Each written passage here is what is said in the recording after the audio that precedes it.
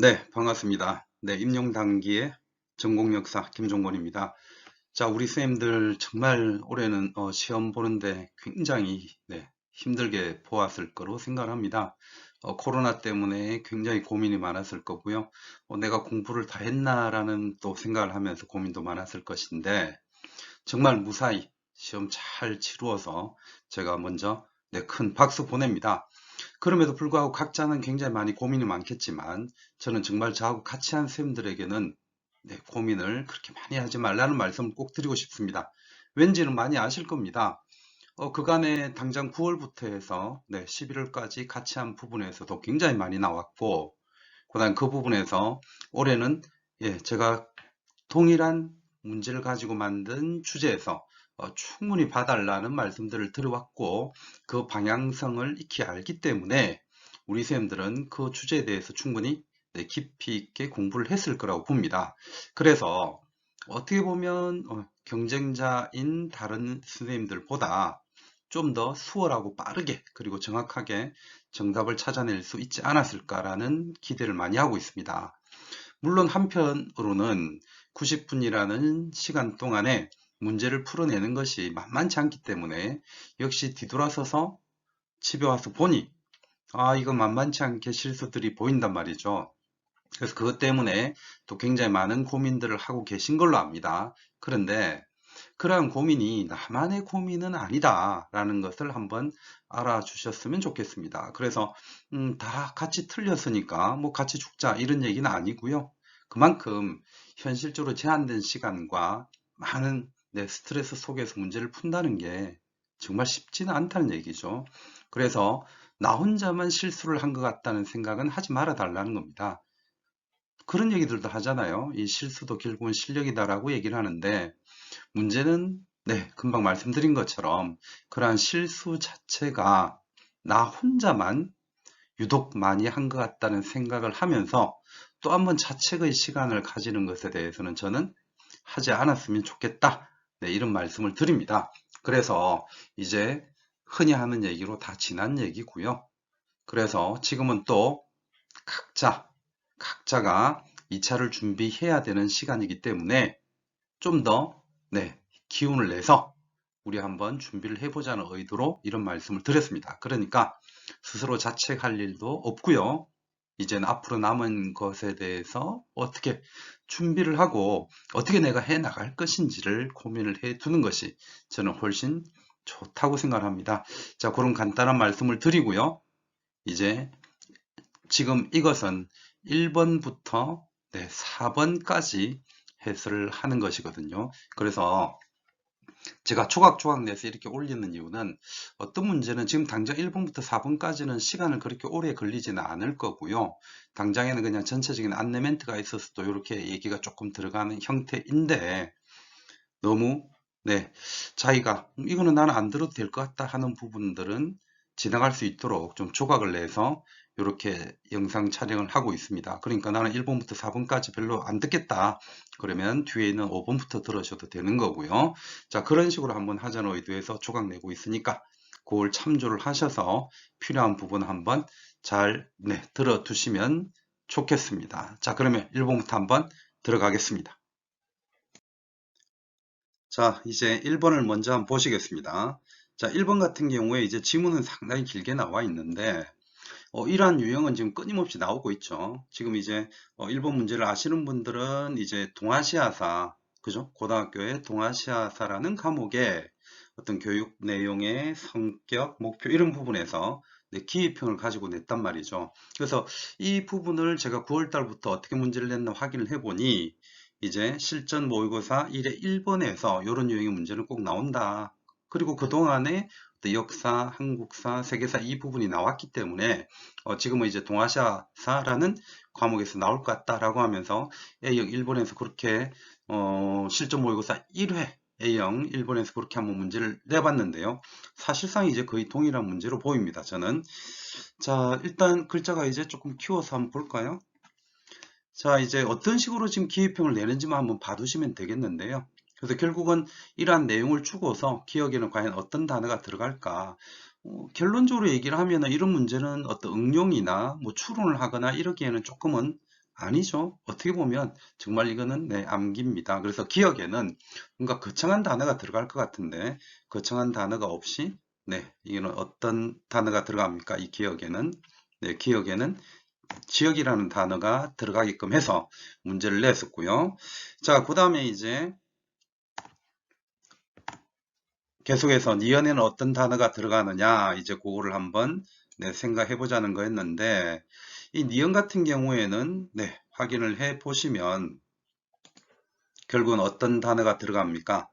요게 이제 참 2009년도하고 그다음에 2015년도하고 이제 비교를 하면서 문제를 낸 거였는데요. 그래서 이런 것들도 충분히 기입형으로 나올 수 있겠다라는 생각이 듭니다. 저는 조금 다른 부분에서 이제 기입형을 만들어 보긴 했는데 충분히 또 깊이 있게 보신 분들이라면 이 유형의 네, 형식 자체가 중요하기 때문에 또 대비되었으리라고 봅니다. 그래서 니언에 들어갈 내용은 동아시아사 학습의 의 이렇게 이제 네, 기입형으로 들어가죠. 그래서 앞으로 공부하실 때도요. 이런 식의 유형들 한번 챙겨 두시는 게 좋겠고요. 그 다음에 우리 역사 교육에서 반드시 내는 것이 역사 교육의 역사라는 것도 충분히 선생님들 알고 계실 겁니다. 그래서 그 부분에 대한 대비를 조금 해 가시면 될 겁니다. 자, 그러면 이제 1번 문제는 이렇게 또 마무리를 하고요. 2번 문제 한번 들어가 보도록 하겠습니다. 네, 이제 2번 문제 보실 건데요. 이 2번 문제는 이제 우리나라 한국사에서 고대 부분, 백제 부분을 문제를 냈죠. 그래서 오랜만에 이제 또 무령왕하고 그다음에 이제 성왕대의 사실을 문제로 냈고요. 작년 같은 경우에는 이제 진흥왕 문제가 나왔었죠. 그래서 어떻게 보면 이 진흥왕과 대립했었던 성왕 문제는 조금 나오기 힘들었다라는 생각이 들기도 한데요. 그래서 그런지 제가 볼 때는 이 성왕 부분은 굉장히 문제가 쉬웠습니다. 네, 그렇게 이제 볼 수가 있겠고, 그러면 이제 이 기억 같은 경우에는 과연 무엇을 묻는지, 네, 질문 자체가 뭐냐 하면, 기억의 내용이 확인된 유물의 명칭과 이렇게 해서 그 유물의 명칭을 써달라. 이렇게 이제 문제를 냈는데요. 화면 한번. 자, 그러면 이제 가 같은 경우에 지금 이제 밑줄이 네, 충분히 보이실 건데요. 여기에서 이제 사지, 절, 도독, 백제, 제군사, 영동, 대장군 이렇게 이제 봉한다라는 내용이 나와 있는데요. 결국은 이러한 영동 대장군에 대한 기록이 우리나라 유물에 어디 있느냐 그걸 물어본 거죠. 어떻게 보면은 좀 유치한 문제인 것 같기도 하고 어떻게 보면은 이 정도 유물은 좀 알아야 되지 않느냐 라는 생각이 들기도 합니다. 왜냐하면 웬만한 교과서들에서는 이 유물에 그 기록이 있다는 네, 그런 내용들이 들어가 있죠. 특히 이제 문화사 수업에서는 그런 것들이 필수적으로 언급이 될 수밖에 없죠. 그리고 이제 제가 개인적으로 유튜브를 찍으면서 고대 부분에 백제를 하면서 무령왕릉의 치석을 해석을 해서 올린 게 있습니다. 그래서 어떤 분이 이제 그거를 자기가 들은 기억이 나서 뭐 적중하고 이제 댓글을 달아주시기도 했는데요.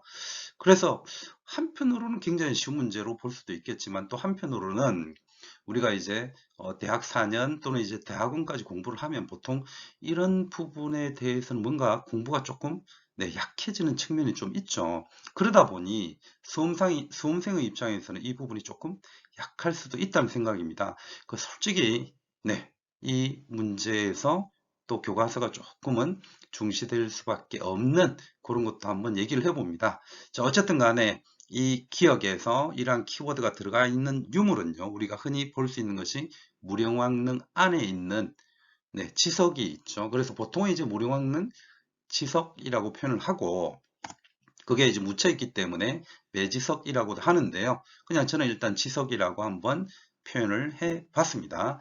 자, 그러면 일단 첫 번째 기억과 관련한 부분은요, 무령왕릉 안에 있는 지석이라고 하는 부분을 답으로 한번 생각을 해볼 수가 있겠고요. 자, 그 다음에 이제 나 사료가 어떤 부분이냐 하면 이제 나라고 하는 것은 네, 사료 자체로서 주어져 있고 이 주어져 있는 사료에서 우리는 이 사람들이 과연 누구냐라고 하는 것을 이제 잡아내는 게 필요한 건데요. 네, 충분히 여기에서는 네, 백제 성왕인 것을 우리가 알 수가 있을 겁니다. 자, 그렇게 해서 이제 백제 성왕 때 성왕을 습격해서 결국은 이제 죽여버리는 그 일이 일어났는데요. 그게 바로 이 니언에서 언급이 되고 있는 거죠. 그래서 우리는 이것을 네, 관산성 전투라고 역시 쉽게 파악을 할 수가 있을 겁니다. 그래서 이 2번까지도요, 제가 볼 때는 그렇게 어려운 문제는 없다. 아주 그냥 평이한 문제다라고 볼 수 있는데, 이 평이한 문제임에도 불구하고 첫 번째 질문에서 살짝 이제 좀 흔들렸을 수도 있겠다라는 생각이 들긴 듭니다.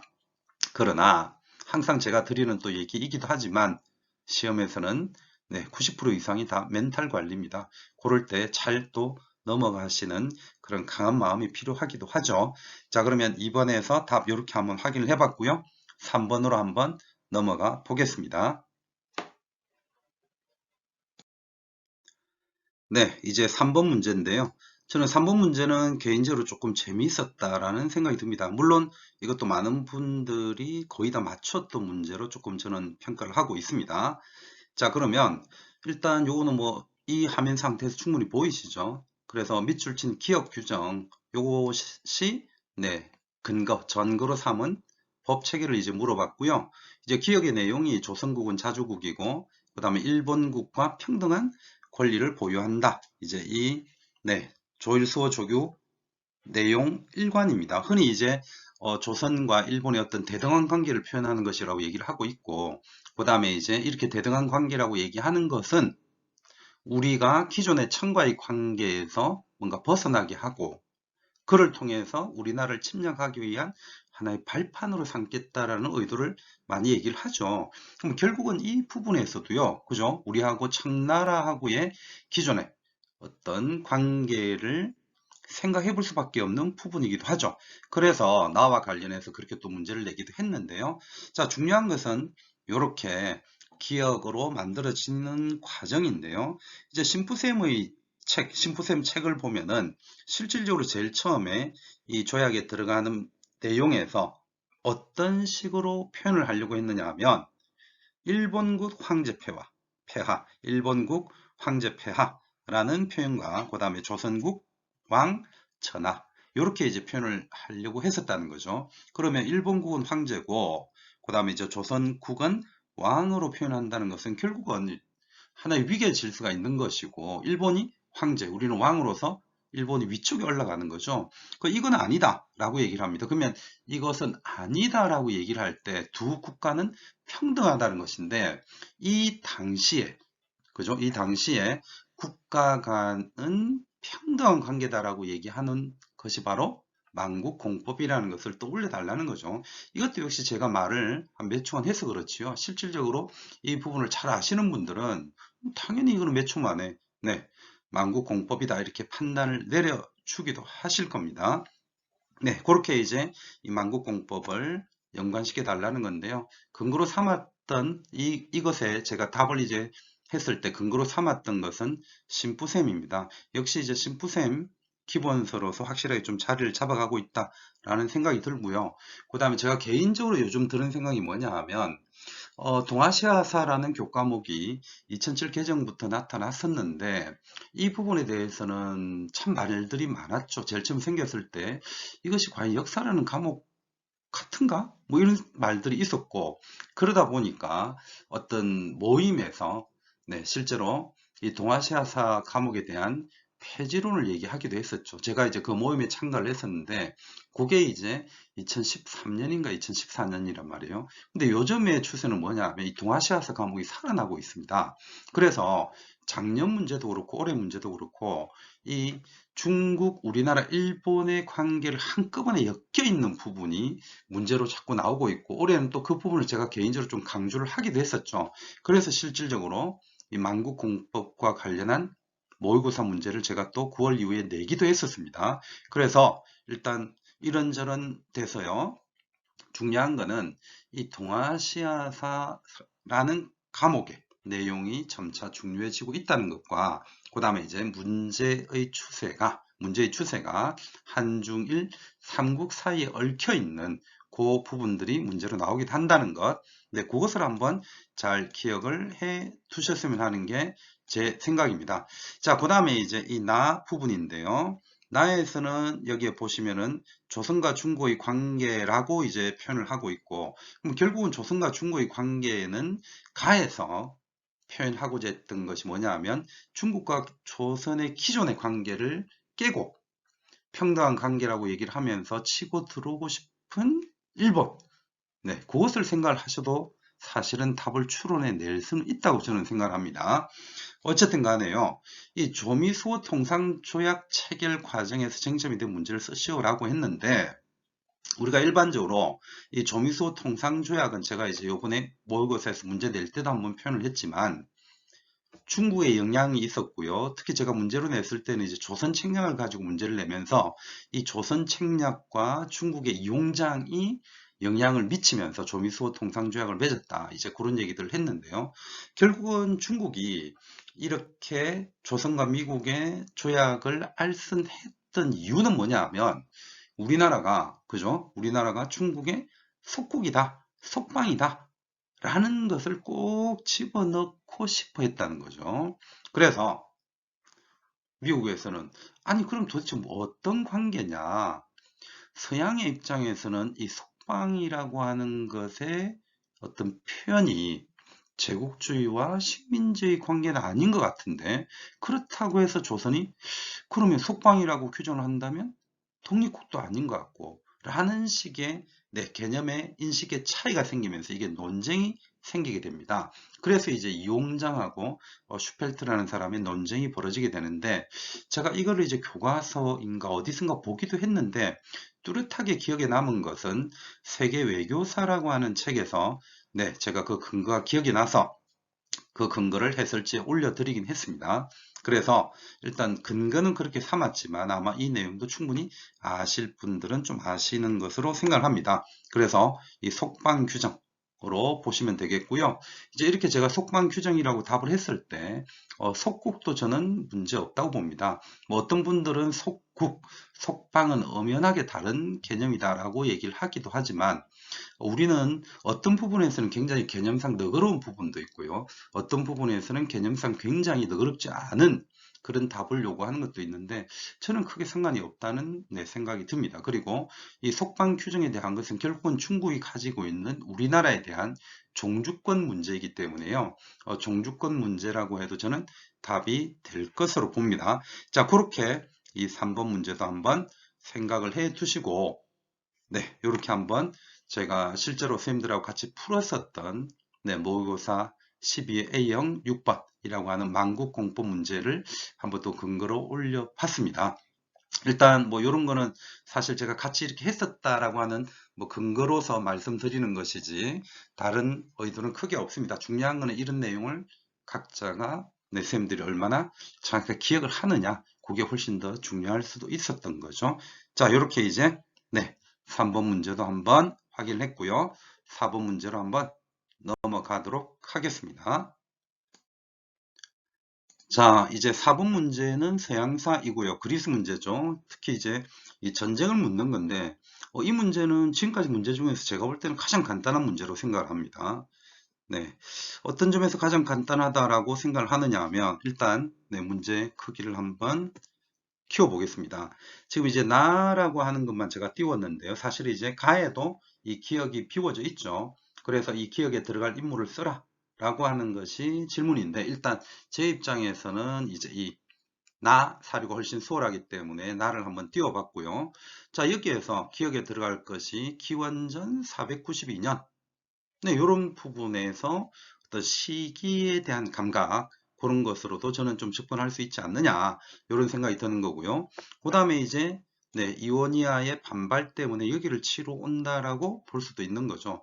물론 또 어떤 분들은 이 마르도니오스, 그 다음에 오타네스, 이런 사람들의 굉장히 또 뭐라고 할까요? 기억이 좋으신 분들이 있죠. 그렇게 접근하신 분들도 있다고 하던데, 일단 저 같은 경우는 이 시점하고 그 다음에 이제 이오니아 치고 도는 거, 요거 두 개로 충분히 판단할 수 있고요. 게다가 너무 제가 볼 때는 아주 간단한 것이 뭐냐면 헤로도토스의 역사라고 하는 것이 과연 무엇에 대한 기록인지를 혹시 모른다고 하면 문제가 있죠. 그날 기억이 안 났다는 것은 긴장감 때문에 그런 거지만 이걸 모를 수는 없죠. 그래서 우리가 헤로도토스의 역사라고 하는 것은 결국은 그리스하고 페르시아하고의 전쟁을 기록한 것이다 라는 사실은 충분히 알고 있다는 거죠. 그래서 질문 중에 하나가 이 나에서 서술하고 있는 전쟁을 쓰라라고 했을 때는 그냥 보통 페르시아 전쟁이라고 표현을 하기도 하고, 그 다음에 요즘 교과서에서는 다 그리스 페르시아 전쟁이라고 부릅니다. 그러니까 어떤 뭐 표현을 써도 상관없다는 게 저희 생각인데요. 이런 과정에서 492년에 들어왔었던 것은 과연 누구냐, 이렇게 명령을 내린 건 누구냐라고 하는 건데, 일반적으로 우리는 다리우스라고 표현하죠. 그래서 이 부분에 대한 답은 이제 다리우스다, 이렇게 볼 수가 있는데요.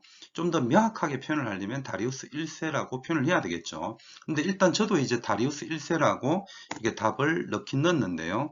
일단 다리우스까지도 어느 정도 가능성은 있다고 봅니다. 전에 이제 문제 중에서 옥타비아누스 같은 경우도 이걸 굳이 그렇게 쓰면 안 된다, 된다라는 말이 있었지만 그럴 필요는 없었지 않느냐라는 생각이 들기도 하다는 거죠. 그런 측면에서 저는 일반적으로 이 다리우스 1세를 다리우스라고 표현을 하기 때문에 크게 문제는 좀 없어 보이긴 한데요. 워낙에 이제 그런 식으로 이미 넓혀서 생각하는 것은 나중에 내 점수가 까일 수 있기 때문에요. 현재로서는 제가 아는 분들에게는 다 정확하게 쓰지 않았으면 일단 자가채점에서는 최대한 점수를 까두고 기다리자라는 표현을 쓰기도 합니다. 자, 어쨌거나 간에요. 이 기억은 정확하게는 이제 다리우스 1세라고 볼 수가 있겠고, 그 다음에 전쟁은 그리스 페르시아 전쟁이라고 표현을 하거나 그냥 저는 일반적으로 쓰는 페르시아 전쟁, 이렇게 이제 한번 표현을 해 봤습니다. 자, 그렇게 이제 한번 쌤들 봐두시고요. 역시 같이 봤었던 걸 확인해 보니까 8회면은 이제 10월로 접어들었을 때네요. 그죠? 그때 이제 이 페르시아 전쟁을 같이 주제로 다루면서 전투가 어떻게 진행되는지를 확인하면 하는 과정으로서 문제를 냈던 적이 있기 때문에 저하고 하셨던 분은 이 문제가 굉장히 정말 평온하게 풀어냈으리라고 봅니다. 간혹 이 다리우스 대신에 다른 사람을 쓴 경우도 있는데요. 그런 실수들이 마음이 아프긴 하지만 과연 그게 나의 불합격의 결정타가 될지 아닐지는 더 두고 봐야 되겠죠. 저는 항상 모든 것을 좀 희망적으로 봤으면 합니다. 자, 그래서 일단 1차적으로 이렇게 4번까지 한번 먼저 해설을 만들어 봤고요. 이어서 다른 편에서 5번부터 다시 한번 더 보도록 하겠습니다. 5번이 아주 중요한 문제인데 그게 조금 시간이 걸릴 수도 있겠습니다. 5번에서 다시 뵙도록 하겠습니다.